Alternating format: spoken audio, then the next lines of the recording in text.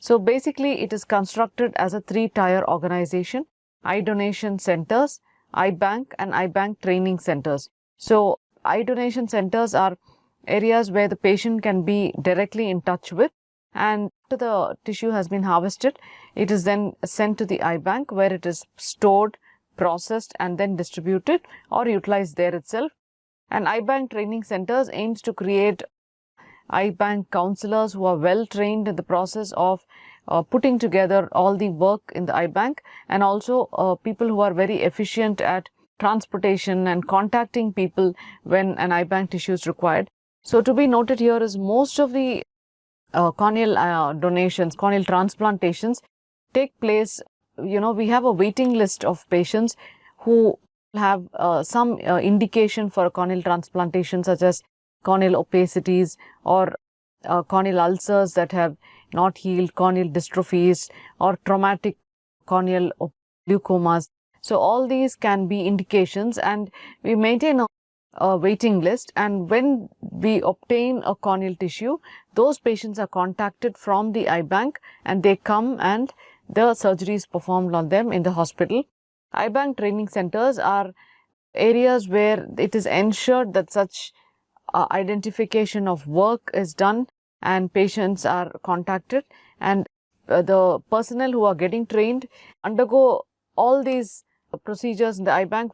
They learn how to distribute the tissue, they learn the importance of preservation and also counseling. They are taught how to counsel patients and to make patients understand the noble act of eye donation. So that's a pledge card. This is an example of a pledge card. You can see that whenever a patient comes, they are asked to fill in their name and sign and provide the address. And also along with that, we also have requiring information such as this, where you also need the name of the next of kin. That is also important because we need to contact the next of kin after the demise of the patient. So they also have to give their consent. If the next of kin is not available, the patient can still donate, and we can contact the next of kin and obtain permission at the appropriate time. So this is the eye donation kit that is so you can see all these forceps are required, and you can also see an enucleation. This is the enucleation spoon, and this is a gauze and pad and bandage. So this is all this is carried to the patient's home.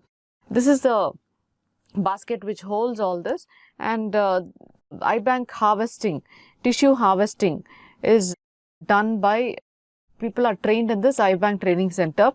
Tissue harvesting is performed, it is processed and then distributed. We also need to create public awareness, training and skill upgradation of eye bank personnel. This is one of the main functions of a training center. Although many people who come to an eye bank will have some basic skills, upgradation along with updating these people about the presence of new media, new surgeries that are available will go a long way in them showing interest and harvesting the appropriate kind of corneal tissue. Middle tier would comprise of a strong network of 45 eye banks. So the number also has been specified in this Organ Transplantation Act. You have a certain number of eye banks which can utilize one eye bank training center, and eye donation centers are also the third facet, where they will store these, they make direct contact with the next of kin or the patient himself when he is alive and willing to donate. Publicity, registration, collection of eyes, processing, packing and transportation. This is one of the most important part, because in order to maintain the corneal tissue viable, devoid of infection, this has to be very, very efficiently done, and that training can be obtained in an eye bank.